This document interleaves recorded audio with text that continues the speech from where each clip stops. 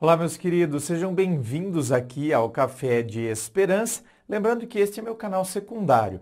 O canal principal, onde eu leio os e-mails com as histórias das pessoas, é só você digitar André Massolini que você já vai me encontrar. Aqui na descrição do vídeo também tem todas as informações aí, tá? Sobre os atendimentos que eu faço, meu site, meus livros, tá tudo aqui na descrição do vídeo. Hoje eu gostaria de falar aqui com vocês sobre uma pergunta que me fizeram e eu fiquei pensando, eu falei, mas olha, é verdade. A pessoa, ela perguntou, eu não me lembro se foi no Instagram, se foi numa live, e eu não tinha como eu responder na hora, mas eu vi a pergunta. E depois eu fiquei matutando. A pessoa dizia, André, por que que às vezes a gente fica se sentindo culpado pelo término? Bom, para responder essa pergunta, eu imaginei duas situações. A primeira situação é aquela situação onde você, de fato, foi culpado pelo término. Então, por que que eu fico me sentindo culpado pelo término? Porque, de fato, eu tive culpa. O término ocorreu por algum deslize que eu cometi. E a pessoa, entendeu? Pegou o meu deslize, pegou aquela situação, se sentiu ofendido diante daquilo. Eu sei que eu errei, eu tenho consciência de que eu errei, eu tenho consciência. E aqui não se resume a traição, viu, gente? Às vezes, do jeito que eu estou falando aqui, dá a entender que é traição. Também, óbvio.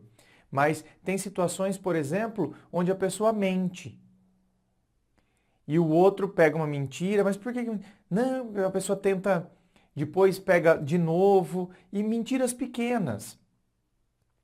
Então, esse é um tipo de situação. Ciúmes, aquele ciúme doentio. Então, a pessoa queria controlar demais a outra pessoa, sufocava demais a outra pessoa, até que a pessoa chegou num ponto que, tipo, chega.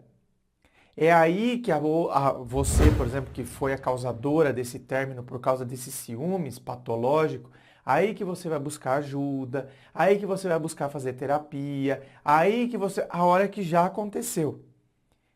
E talvez você até de fato tenha mudado. Só que agora a pessoa não quer mais. Né? Chegou num grau que a pessoa, tipo, disse chega, não aguento mais. E tudo bem, a mudança até pode ter acontecido de maneira real em você, mas a outra pessoa não quer mais. Então, de fato, a culpa pode ter sido minha pelo término? Sim. Se é este o caso, então é natural você ter essa sensação, né, de culpa, de ficar se sentindo culpado, porque foi de fato a culpa sua, porém você tem que eliminar isso. Eu não posso ficar a vida inteira carregando uma culpa.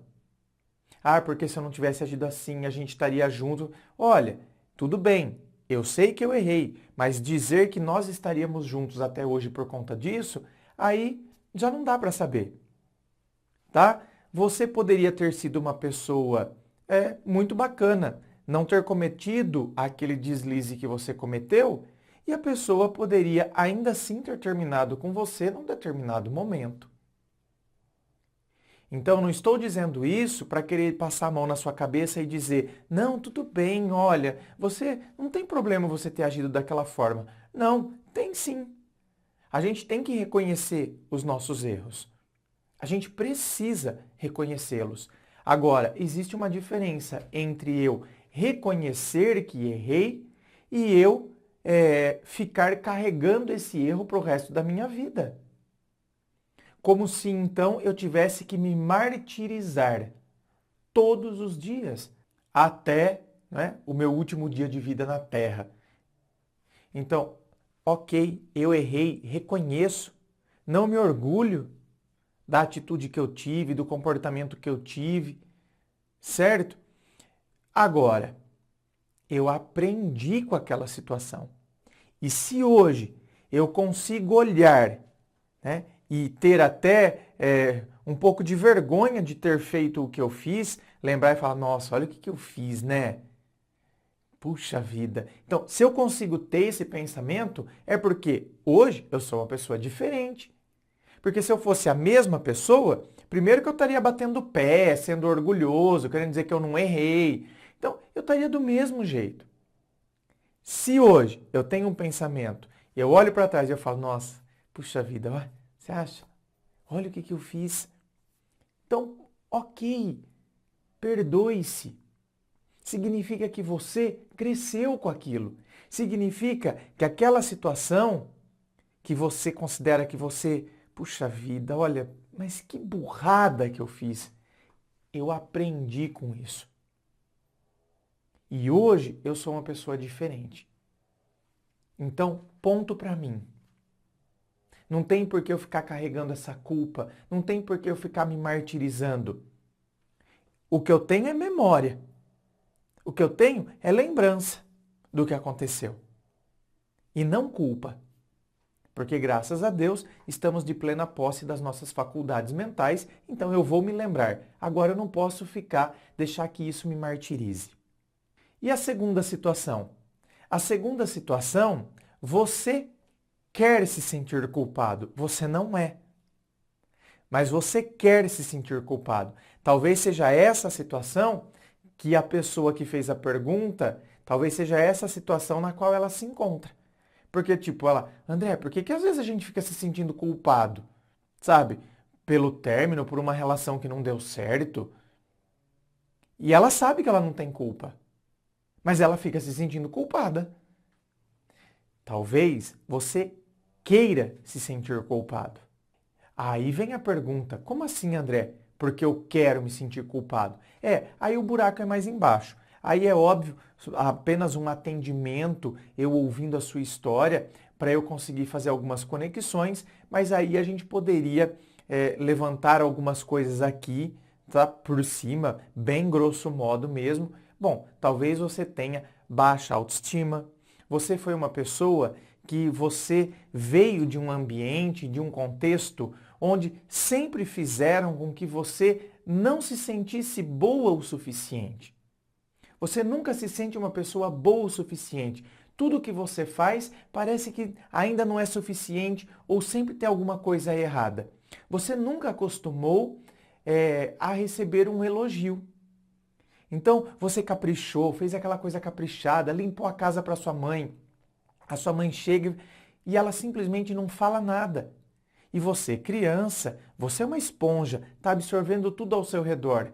E a sua mãe não fala nada, pelo contrário. Talvez ela tenha chegado em casa e ela trouxe o estresse do trabalho, ela fica super nervosa, xinga, joga panela, bate o armário. E você, que fez a limpeza perfeita da casa, uma limpeza maravilhosa, e estava lá esperando, né, o reconhecimento da sua mãe.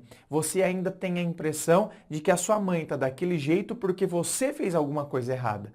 Você deixou a casa de alguma forma que a sua mãe está brava desse jeito, jogando panela, batendo armário. Então, quer dizer, por mais que eu faça, eu ainda sinto que eu não sou o suficiente. Eu não faço o suficiente e eu estrago ainda. Eu sou o culpado pela minha mãe estar assim.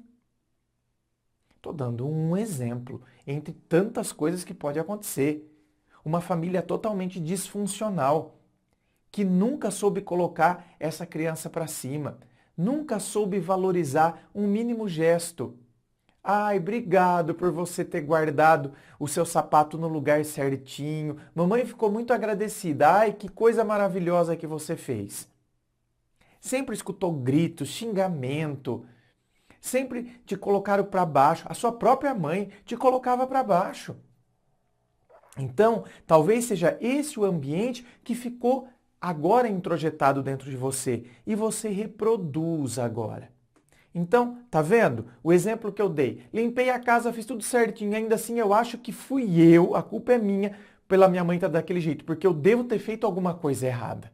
E eu não tenho nem coragem de chegar e perguntar para minha mãe. Eu só fico encolhidinha no sofá, olhando tudo. E às vezes, tá vendo? Depois, de maneira adulta, as relações adultas se desenvolvem de outras formas, como num relacionamento amoroso, mas eu reproduzo aquela cena de uma outra maneira.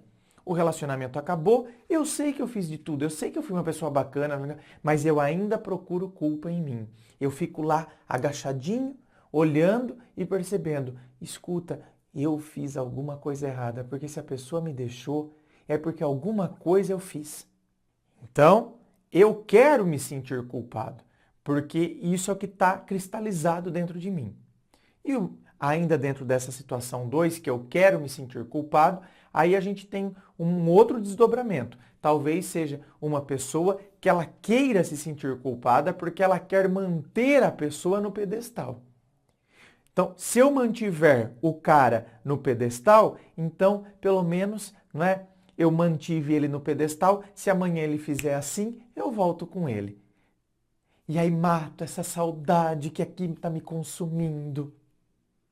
No começo, quando descobriu ou houve aquela briga e percebeu alguma coisa, você xingou, você gritou com ele e tal. Agora, conforme passa o tempo, a saudade vai apertando e aí você começa a pensar que não é bem assim. Ai, coitado, também acho que eu coloquei uma carga muito grande em cima dele. Então, tá vendo? Eu coloquei uma carga, eu que exigi demais dele. Aqui eu estou falando de pessoas que de fato começam a criar culpa. Não estou falando de uma situação onde você de fato colocou uma carga demais em cima da pessoa. Então eu começo a querer me sentir culpado para mantê-lo no pedestal, porque assim, a hora que o príncipe quiser voltar, eu estou aqui pronta para voltar com ele. Ou eu mesmo, vou lá e começo então, curtir a foto dele, olhar o story dele, dou amei, entendeu? É o jeito de eu fazer com que ele venha até mim, pedir para voltar e aí eu estarei aqui, toda prontinha para voltar para ele, porque de fato ele não tem toda aquela culpa. A culpa é minha. Então a gente precisa tomar cuidado com isso, porque nessas horas que a gente acaba se auto-sabotando. Porque a gente quer alimentar aquela ideia da pessoa, mantê-la no pedestal para que a gente possa continuar com ela. Inscreva-se, fico aqui aguardando a sua inscrição. Se você curtiu, dá o seu joinha, compartilha aí com seus amigos, suas amigas aí no WhatsApp. Muito obrigado, beijo no coração e, é claro, um forte abraço.